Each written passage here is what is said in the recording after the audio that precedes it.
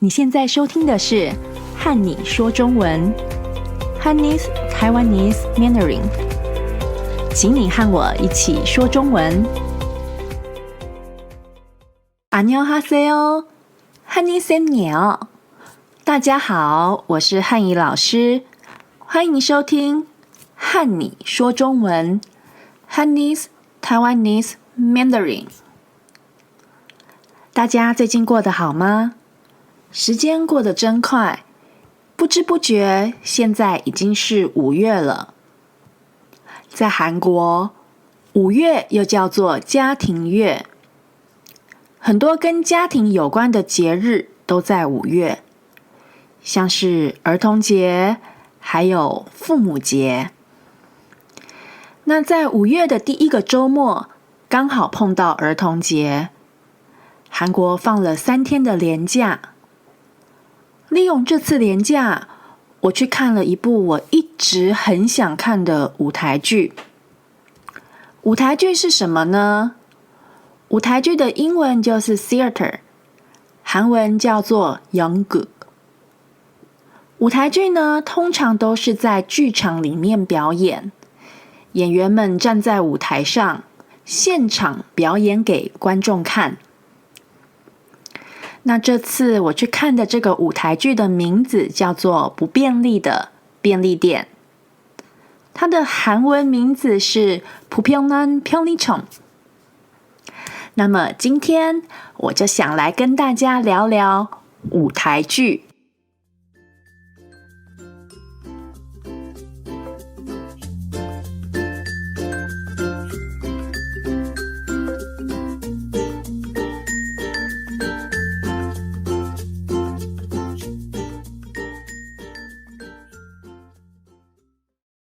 在韩国，看舞台剧一直都是我很喜欢的休闲活动之一。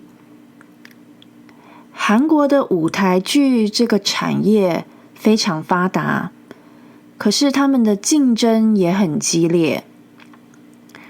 在首尔有一个叫做大学路的地方，在那一区大概有100多间大大小小的剧场。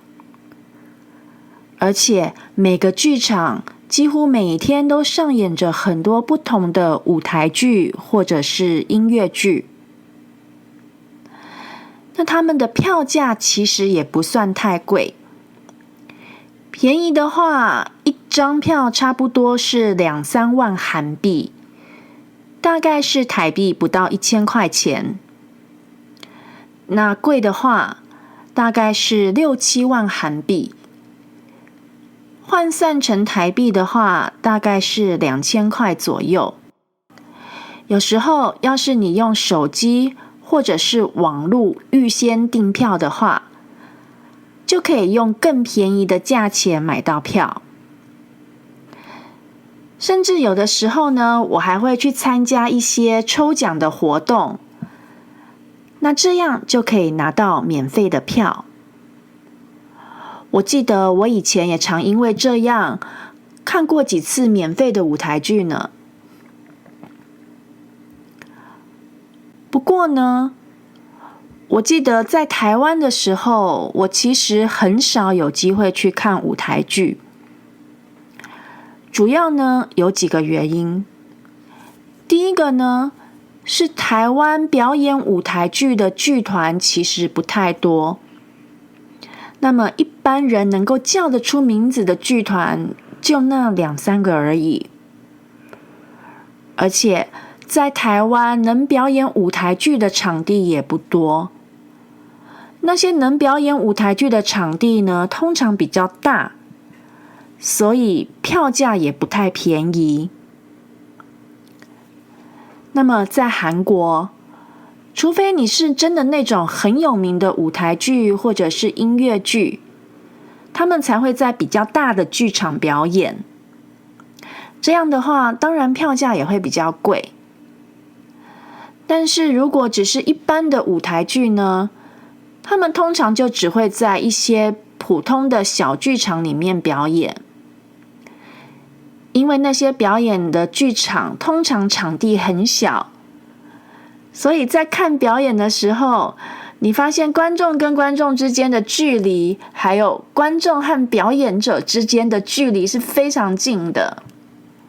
那你去看表演的时候，一定要注意哦，那个手机一定要关机，也不能随便离开座位去上厕所。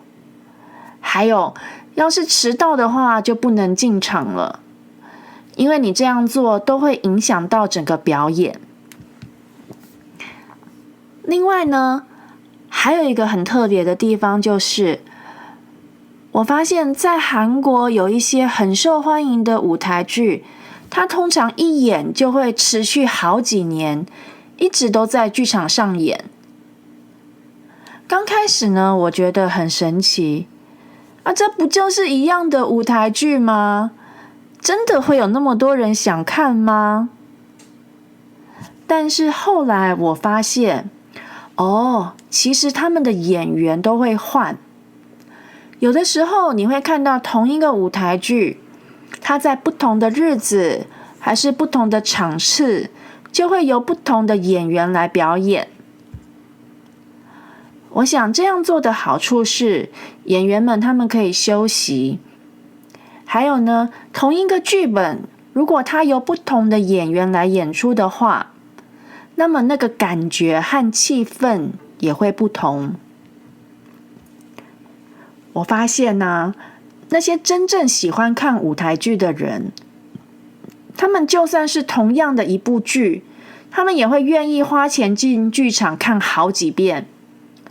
这就是因为啊，当天表演的演员不同，现场的气氛也会不同，还有呢，观众的反应也会完全不同。所以每一次你进场看的那个舞台剧呢，它都是独一无二的，它就是全世界唯一的一场表演。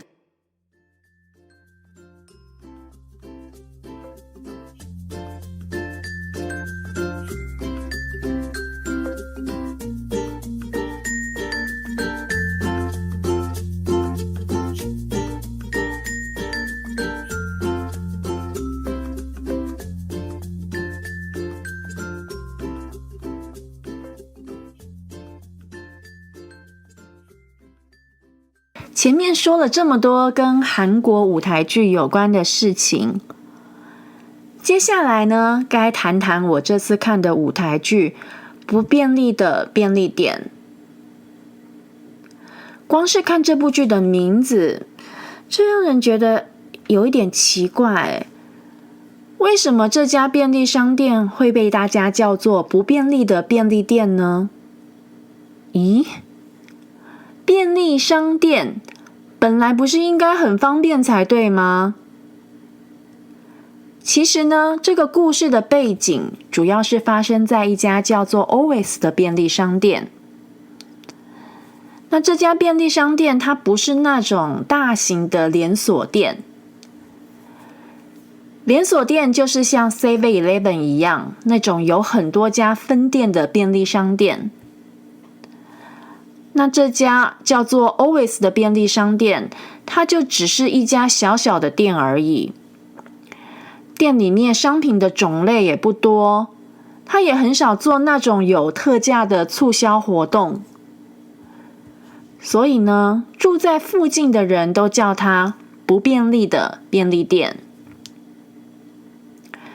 这家店一直到有一天，有一个叫做独孤的店员来这里工作了以后呢，开始发生了一些改变。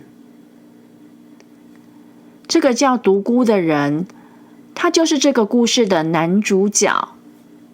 他呢，本来是街上的游民。游民就是没有自己的家，住在街上的人。那这个独孤，他因为喝了太多酒，结果酒精中毒了，这让他忘记他自己以前做过什么事，甚至呢，他连自己的名字也都忘了。而且因为酒精中毒的关系，他说话也说得不太清楚。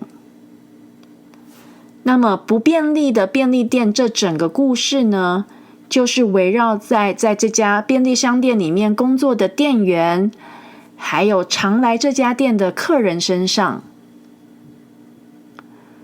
这些主角们，他们刚好都是社会上各种不同年龄层的人。就像这家便利商店的老板，他呢是一位退休的教师。另外2个店员，一个店员是一边准备考公务员，但是又不太清楚自己未来真正想做什么的年轻人。另外还有一个店员呢，她是一个跟儿子处得不太好的单亲妈妈。另外还有一些常来这家店的客人们，有一个是下了班以后不想回家，就喜欢待在便利商店里面喝酒的上班族。还有一个呢是没有灵感，写不出作品的作家。那这些人呢，他们都各自有各自的烦恼。每当深夜他们来到便利商店的时候，他们就会找那个男主角聊天。那因为那个男主角他不是说话说得不太清楚嘛，所以当其他人跟他聊天的时候，他通常就只是安安静静的听着对方说话而已。有的时候呢，他就只能用一些很简短的句子来回答。不过，因为他每次都是很真心的回应对方说的话，那他这样做却意外的让那些跟他说话的人得到了安慰，心里面的烦恼好像也就慢慢的被解开了。其实我们都知道，沟通很重要，但是有的时候却不一定能够好好的表达自己真正的想法，而造成了误会。这就让人和人的距离越来越远。那我觉得这个故事很有意思的地方，就是这个作者他刻意安排了独孤这个角色，让他站在一个旁观者的角度，去看着每一个人遇到的难题。那他做的其实就只是用心的去倾听每一个人心里面的烦恼。光是这样做呢，就带给其他人很大的安慰。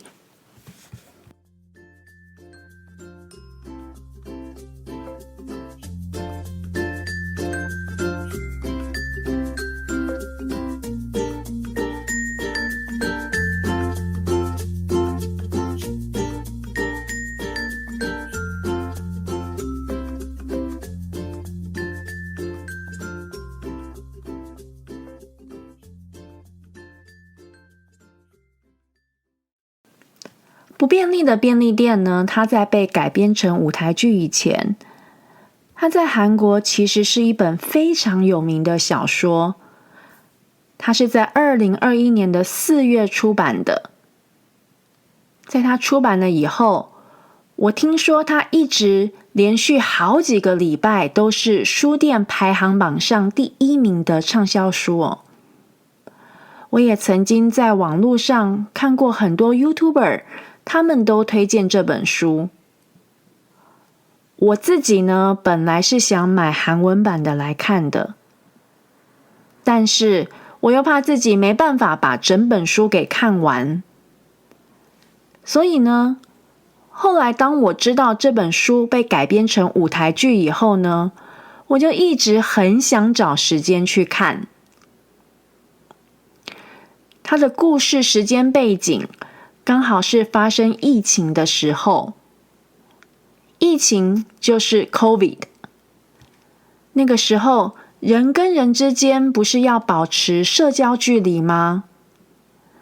那因为当时人跟人之间的距离变远了，所以心和心的距离也就变得越来越远了。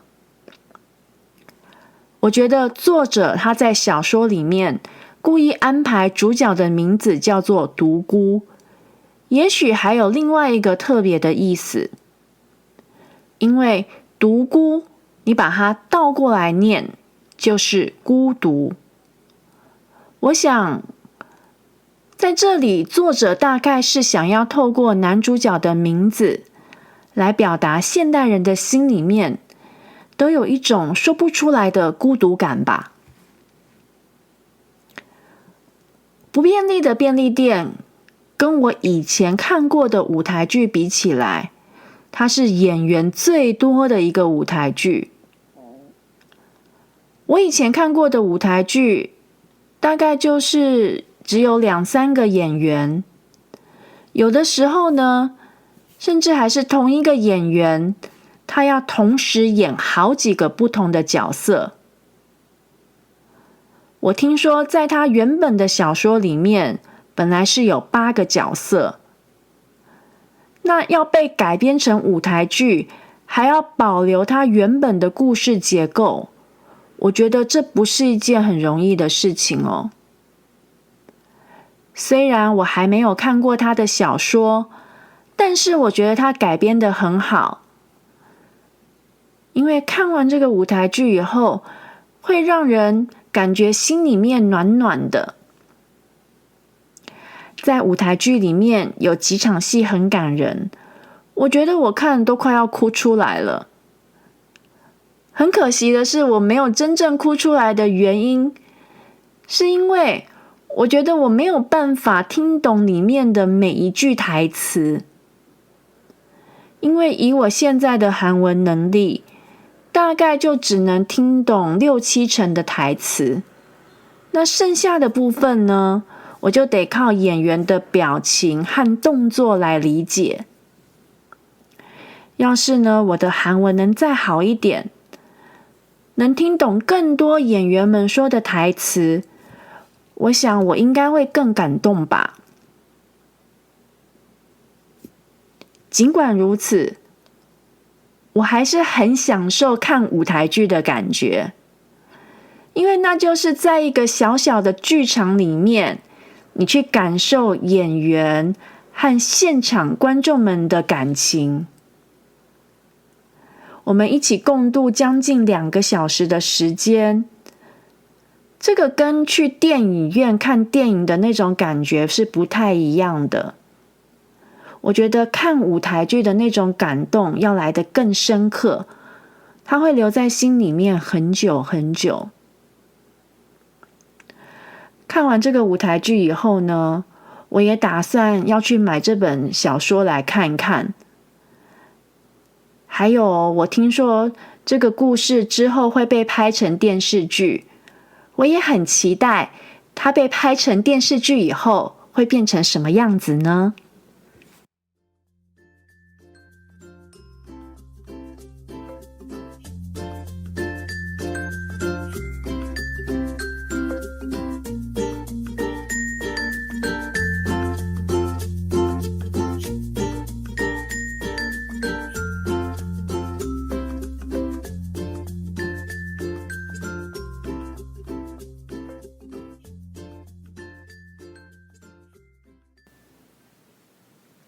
你喜欢看表演吗？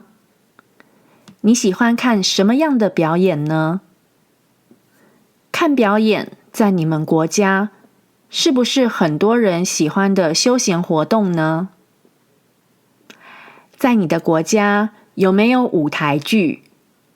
你常去看舞台剧吗？如果你喜欢的小说被拍成电影或是连续剧，你会不会想看呢？欢迎你留言告诉我。